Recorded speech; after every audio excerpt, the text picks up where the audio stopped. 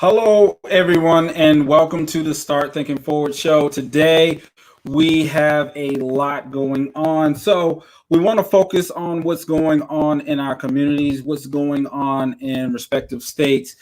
This is some crucial time. We want to make sure that we are addressing the real issues and that people are getting the correct information. So, today, I have a special guest, which will be uh, Rear Admiral retired James M. Galloway. He'll be here with us. So, real quick, Rear Admiral retired James M. Galloway, MD, is a United States cardiovascular medical doctor and public health physician who is a public health consultant, media commentator, and speaker. He provides leaderships and expertise in healthcare system leadership, nonprofit services, organizations, and innovative social enterprises in health and public health arenas. Real quick, I'm going to do a solo on you real quick. So I want to talk about all your accolades, and I must admit you got a lot going on. So I'm really impressed. That Dr. Galloway was selected as the Assistant U.S. Surgeon General, a Rear Admiral in the United States Public Health Service, and a Regional Health Advisor for the United States Department of Health and Human Services under both Presidents Bush and President Obama. Dr. Galloway is a published author with more than 150 articles, abstract books, chapters. He also received numerous awards, including repeatedly being named to be the best doctor in America, and has received the Surgeon General's Exemplary Service Medal, the USPHS Clinic Physician of the Year, Outstanding Clinician for the Indian Health Service. So first and foremost, Dr. Galloway, I want to welcome you to the show today. Well, thank you so much. It's a pleasure to be here. Thank you.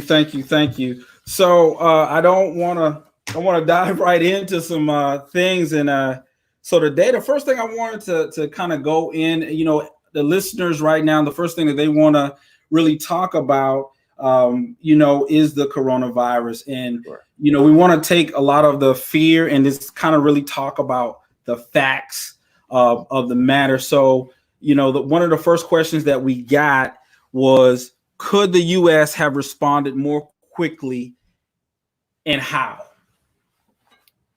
Well, that is a very good question. And in fact, the answer is absolutely yes. To be blunt about it, basically, we know that a number of countries move very quickly.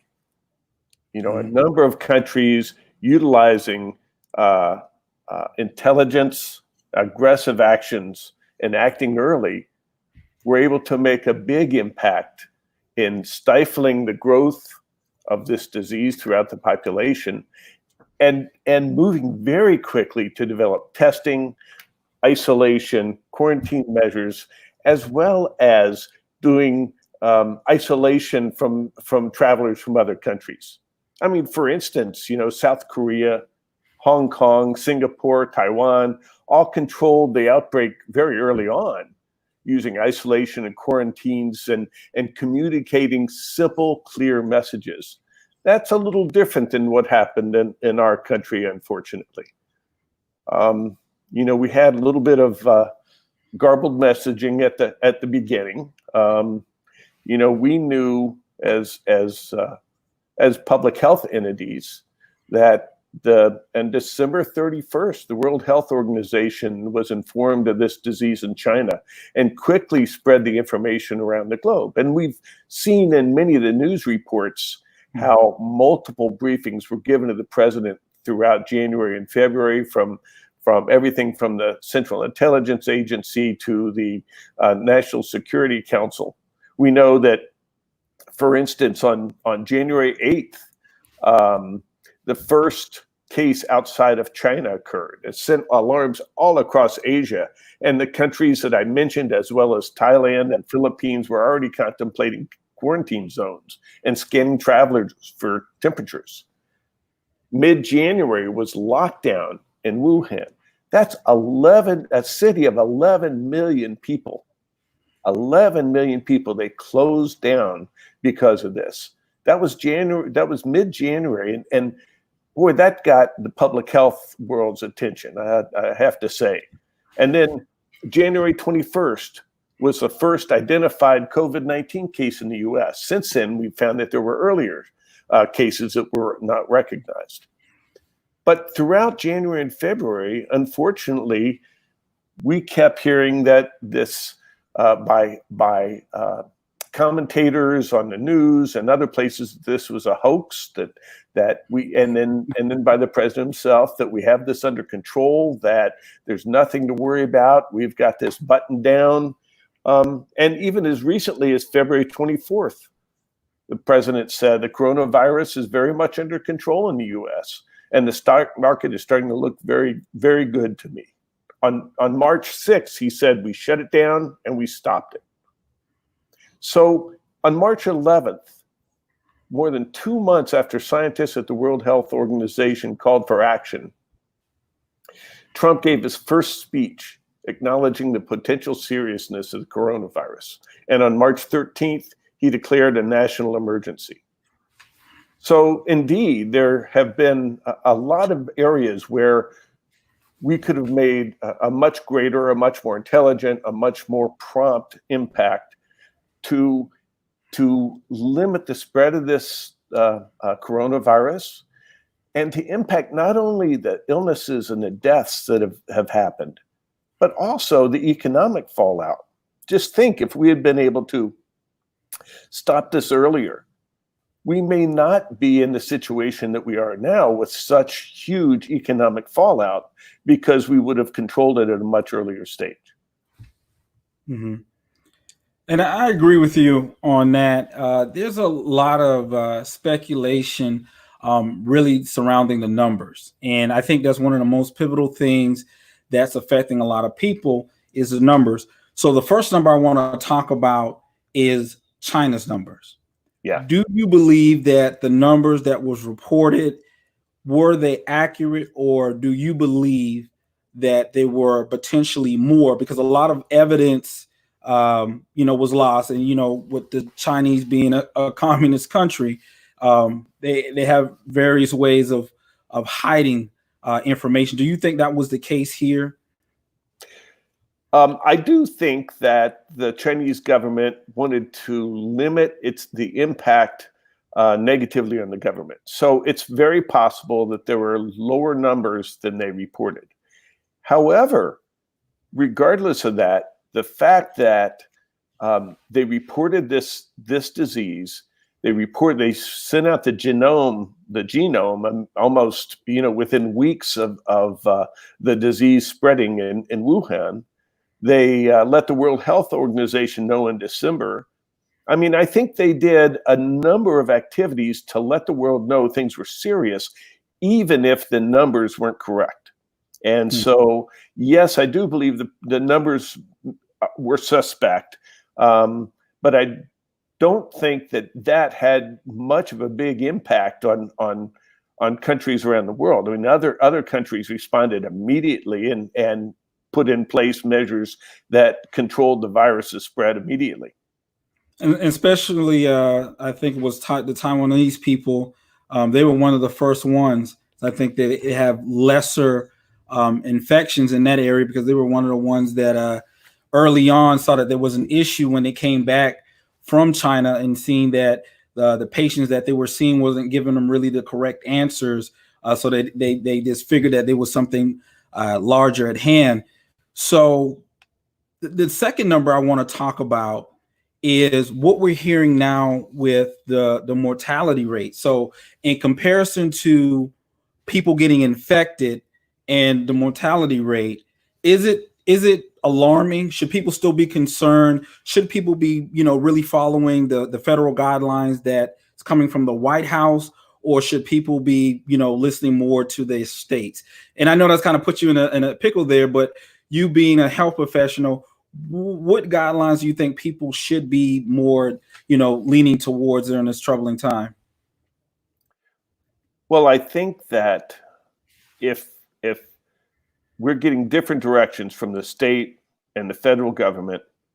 Having worked in the federal government for many, many years and being a part of CDC as well, I think that CDC in particular has the top experts in the world. They have been brought together and been developed over the past decades to prepare for something just like this. These are the top scientists, Nobel Prize winners and others, who are working together to come up with effective guidelines.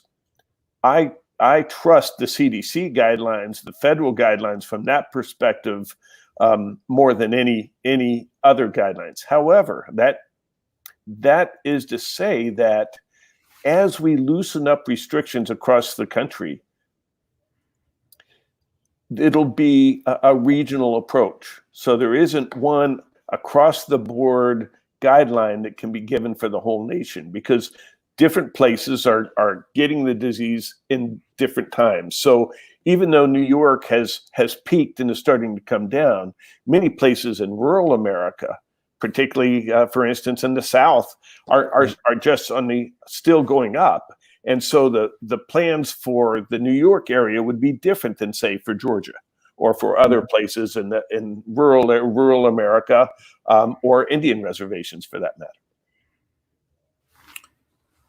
Okay, so with that being said, how long do you think most Americans will continue to be at home for a lot of the areas that were, hit severely? And I'm speaking here for Georgia a little bit, but specifically Atlanta, Georgia. It's kind of like a hot spot. So it's a little different, and a lot of people are getting mixed messages.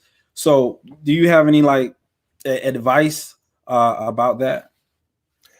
Well, I think that what we're seeing play out pretty clearly is there are really three factors that are moving these decisions, and the first is health. I think everybody wants to minimize the impact on the population, on their population, as well as the nation and the globe as a whole. Mm-hmm. And secondly is economics. Obviously, this this closing down of our economy is causing huge impacts on everybody essentially. And then third is politics. So it's a mix between health, economics, and politics that are going to make the decisions in every one of these cases.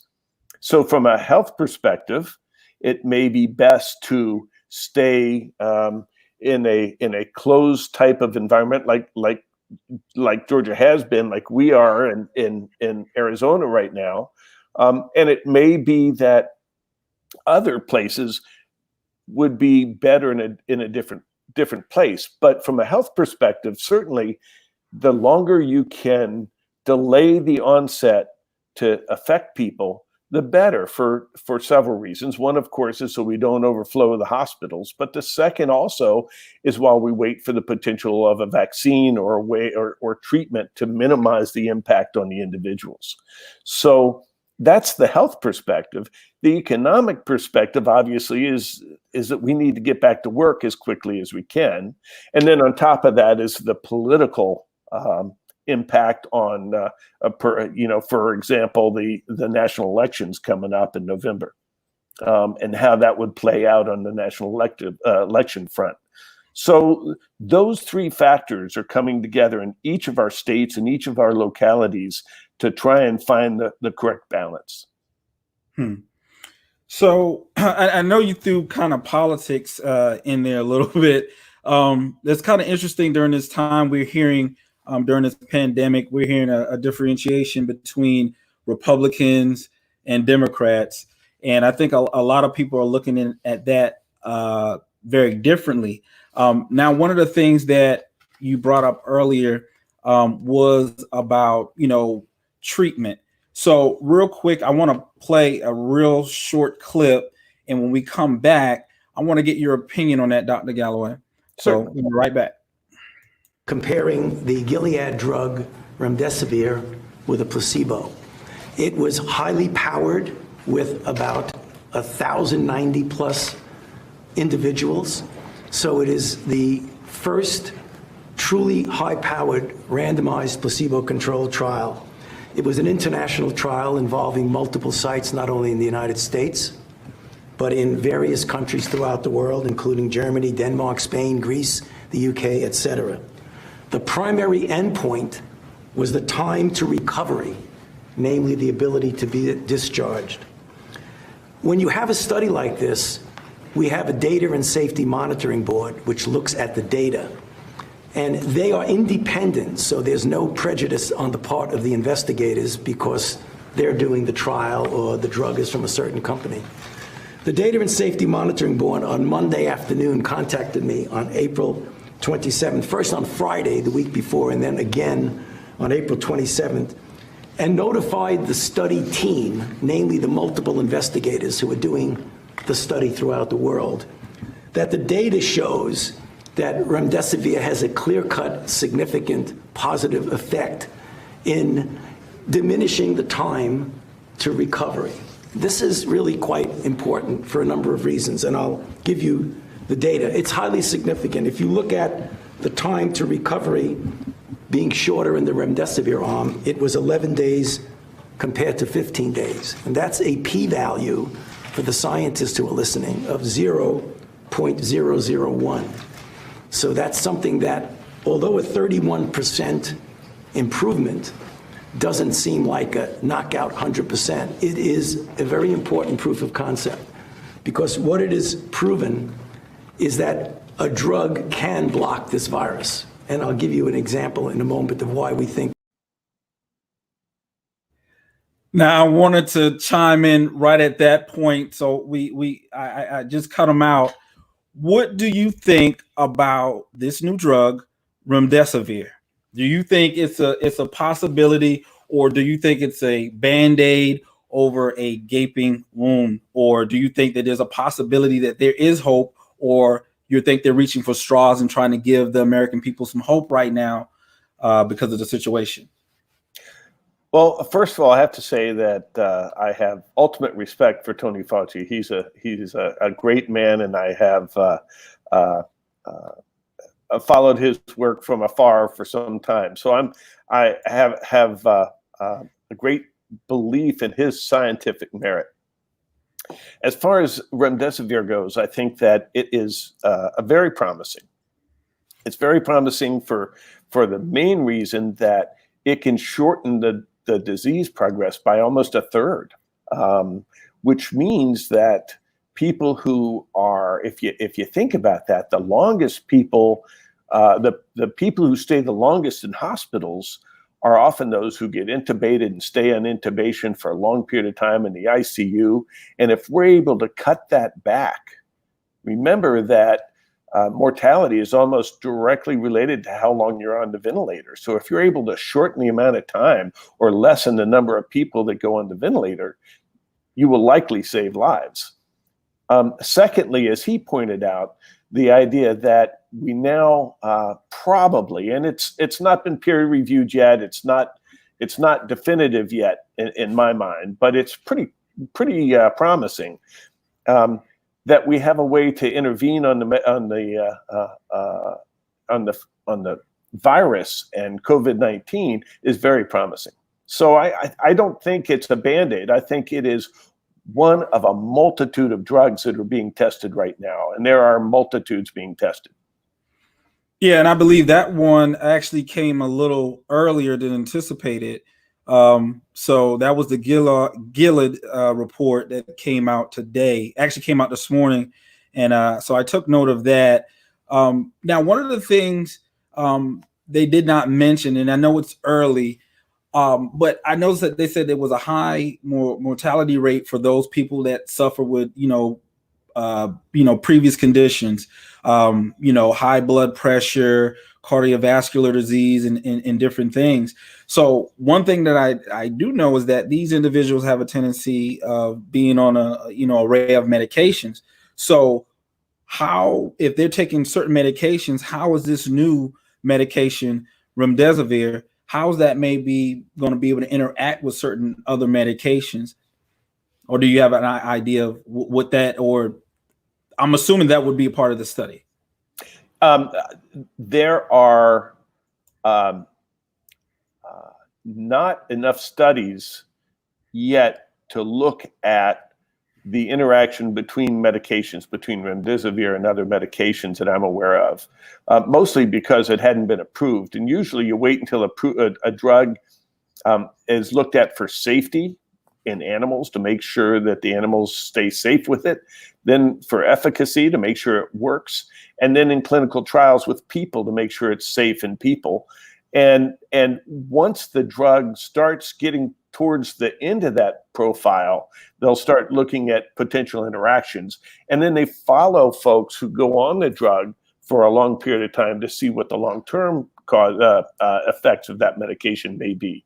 So I don't think we have the answers yet to that question about interactions between drugs, although there are some class interactions between various classes of medications. So there likely is going to be some interactions, and we would have to decrease or stop some medications probably to start remdesivir, but that's not known yet that I'm aware of. So with that being said, so does that concern you that, with this, results just coming out this morning, that they actually go out and praise it? Because there's been times in the last couple of weeks where there was, proposed treatments being said, and the companies had to, go back and state, hey, don't do this or X, Y, Z.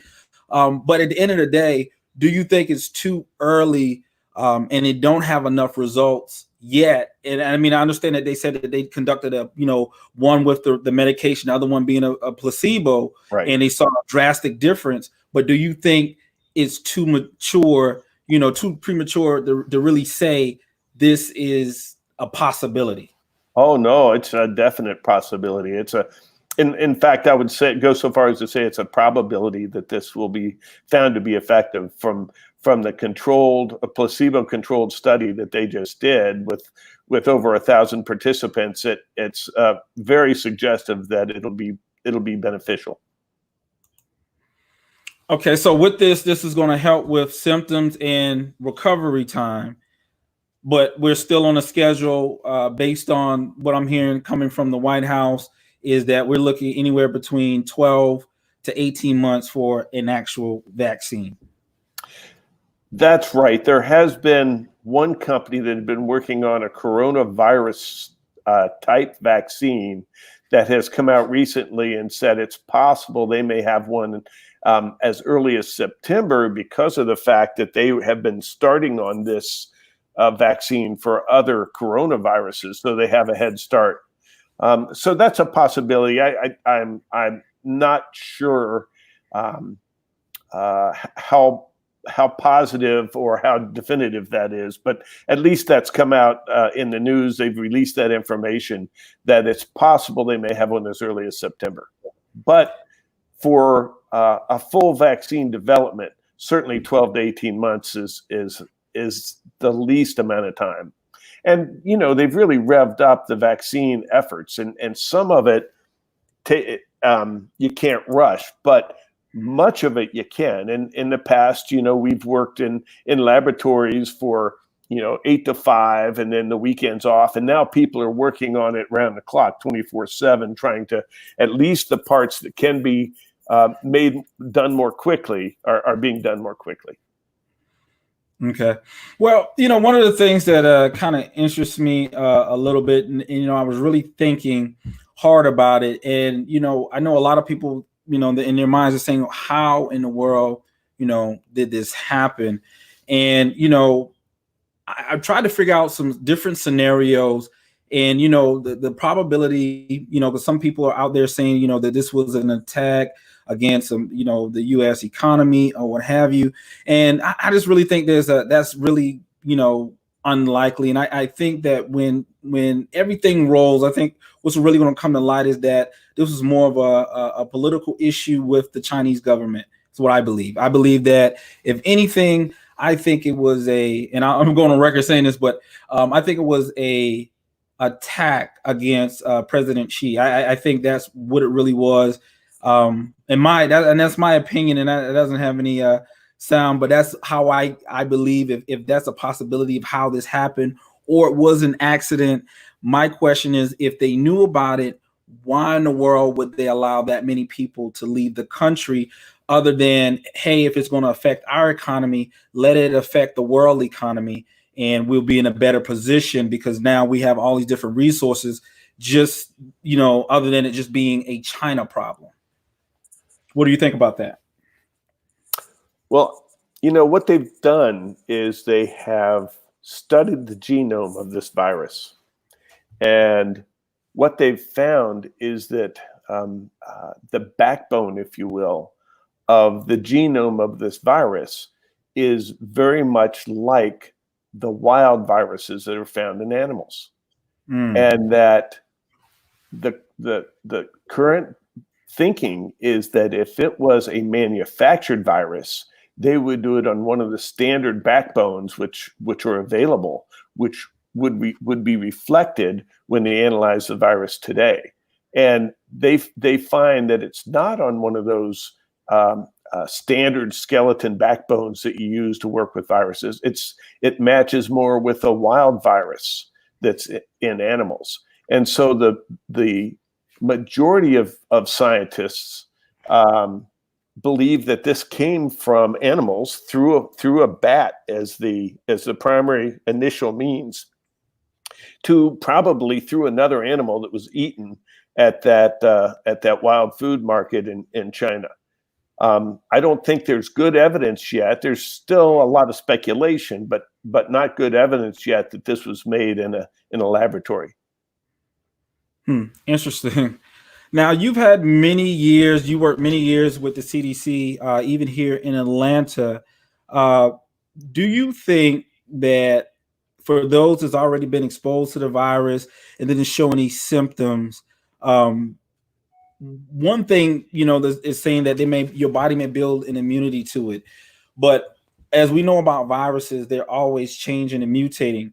So do you think there's going to be a possibility that there's going to be another increase of cases come the fall?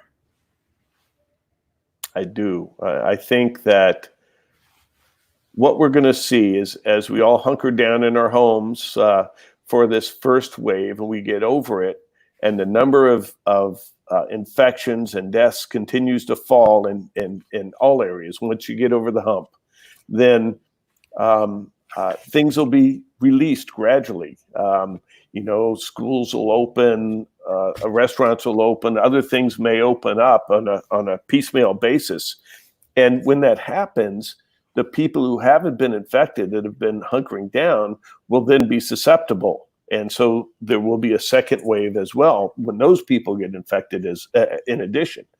Some people, including the director of the CDC, believes that may occur at the same time as the influenza outbreak and actually cause a worse wave than we have now. I don't know about that. I'm not sure. Okay, so do you think that we have taken enough precautions for, I know we kind of touched bases on it earlier, and I was looking through the numbers in the state of Georgia and seeing like certain counties that's more rural, that they're showing less cases. And you just mentioned that there's going to most likely be a second wave, and these individuals will be the ones that most likely would be the ones that would get it.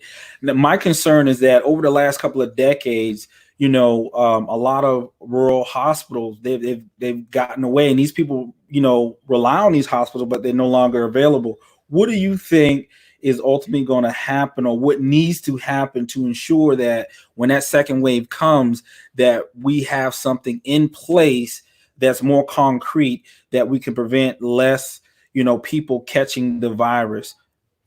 That's a great question. I think first off, the rural areas are going to be hit with this first wave as it continues on. And one of the issues with that, I wrote an editorial about, is that because of the fact that rural Americans tend to have more chronic disease, they tend to be more smokers, they tend to have more diabetes, overweight, other issues like that, as well as, on the average, tend to not have the financial resources that the urban dwellers often do, and that they don't have access to health care as well, will cause a even higher mortality when the rural areas get hit than in the urban areas. The trouble is the urban areas are so much more populated that we're going to be seeing on the national trends, there's going to be a decrease in the total numbers of disease and total numbers of fatalities, while in the rural areas, the actual percentage of mortalities may be substantially increased over what you see in the cities. And so it may get hidden in the national statistics. And so there are a number of things that I strongly believe need to be done. And one of them is a focus on rural communities, including Indian reservations, and development of a task force to focus in on this from a national perspective, because I think that state lines have little to do with the impact on rural America. So a national task force to focus in on rural health, as well as to look at minority health, as well as to look at including Indian reservations, Indian Health Service, and tribal clinics. I think that's critically important before it spreads promptly into the rural areas. Secondly, I think that to focus in on the second wave that you mentioned, I think it's critically important that we begin to collaborate, both within the United States. States are starting to collaborate among themselves in order to get supplies, in order to make plans, in order to develop patterns of care. We also need to do that outside of the U.S. And I think that the CDC's collaboration with the World Health Organization and with other governmental entities that are facing the same issues and doing many of the same types of studies on different topics, whether it's different drugs or different approaches to the issue, we need to learn from them. We need to be collaborative as a globe to fight this as we're all fighting it around the world. Now, do you think that we're going to get back to a normal, that there's going to be a normal, or is there going to be a new type of normal? Like just today, and I mentioned earlier about the drug remdesivir, and as soon as that report came out, we saw the market jump. The market went up. Yeah. And do you think that, like I'm just trying to put all this together, do you think that we're going to be able to recover and everything's going to go back to normal, or is going to be a new way in which how we do business and how we do a lot of things? I think it's a mixture of the two. I think we'll come to a normal. It will be a new normal. I think people who will have been through this will be hesitant to go back to the old ways of hugging and handshaking and being close with others other than family members and so forth. But I think that we're going to see people who have learned to be hesitant about that. And so there will be a new normal. In addition, I think that, telemedicine, Skyping, ways of healthcare, education, communication will have changed, so that many more people will be working from home more than likely.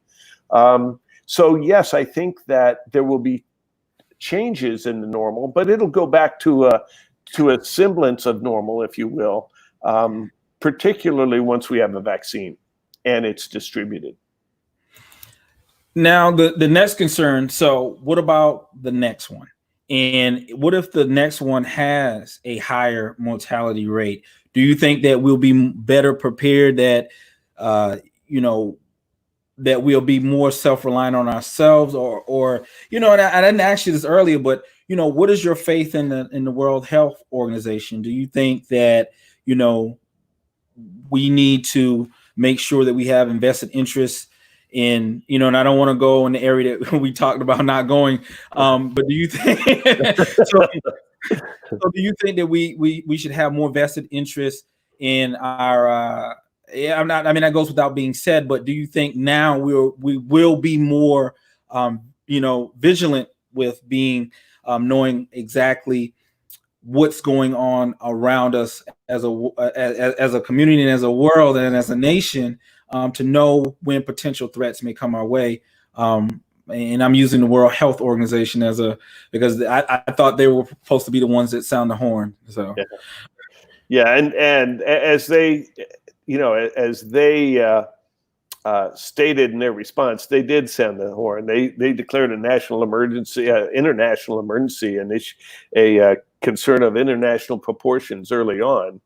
I think that CDC used to have individuals stationed around the world, and they still do in many places. But many of those places, many of those individual positions have been cut of late. And for instance, we had folks stationed in China and could keep an eye on these types of outbreaks very quickly and let us, and alert the US, alert CDC, alert the administration. We still have many of those around the world, but we need to build on that and actually grow those collaborations with other countries to be able to not only help them, especially the poorer countries around the world, if we're able to, with our expertise, but also to help ourselves so that we have an early warning system. And the World Health Organization does collect that data and does alert. They are not an evaluative body as far as when reports come in from around the world. They simply are a disseminator that this country reports they've had an outbreak here, and this country reports an outbreak of this there. So collaboration is the answer as we move forward to prepare for the next COVID, or the next coronavirus, or the next infectious disease that occurs across the U.S. and the globe. All right, so I think I got one more question for you. All righty. So what should people be doing to prepare now? Because like you said, we will be going to a normal. What should people do to prepare for future things? Like, I mean, I don't know if, me personally, I know some of the things that I've thought about is, making sure I have certain equipment. If I go traveling, making sure that I have I have a new packing list now. So, and I mean, I mean, because it's serious, because we seen so many people, trapped at sea, cruising and stuff like that. And so what are some suggestions, and, what are some do's and don'ts that you would like to share about preparing, for what we're going through now, this pandemic we're going through now, and for any future things that may come? Sure. Well, there are many potential things that could befall us, from tornadoes to another outbreak of disease, to bioterrorism, to many other unfortunate circumstances that could befall us in the future. And being prepared is extremely important. So, having at least, 3 to 4 days, if not 2 weeks worth of food to stock up your pantry with canned items, so that you have 2 weeks of food is a great idea. And you'll eventually eat it, and it turns over, so you don't have it's not being wasteful, but it keeps you prepared. Similarly, making sure that you keep a reasonable supply of medications, a first aid kit, perhaps even a large jug of water in your house somewhere is a reasonable safety precaution.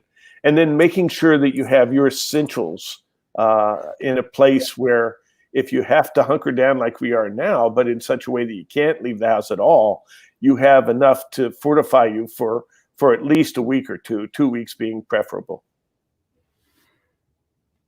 All right. So I said that was the last question. So one more question. They kind of hit me today.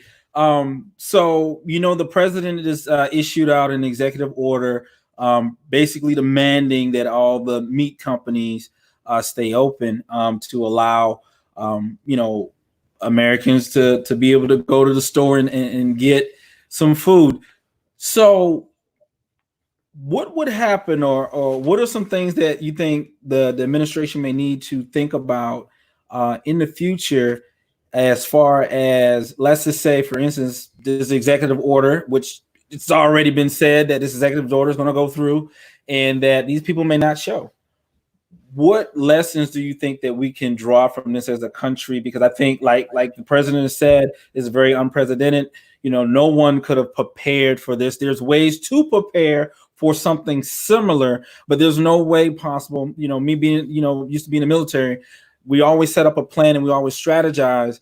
But when the first bullet comes, everything goes all over the place. So it's the same thing here. You could have had a proposal or a plan, but no one could have planned precisely to what happened in this pandemic. So what do you think are some lessons that we can draw from what's happening today with that example?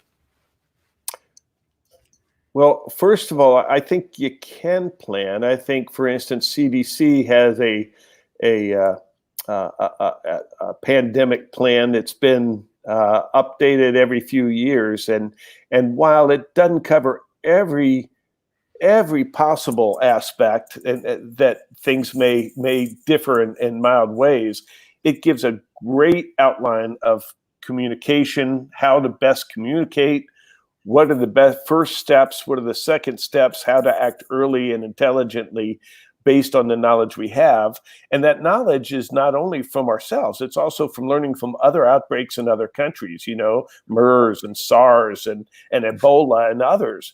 And these have been put together in ways to make a battle plan, if you will. And yes, there may be variances from that, but in general, a battle plan such as this one, particularly when infectious disease follows the same rules for most part, regardless of the etiology itself.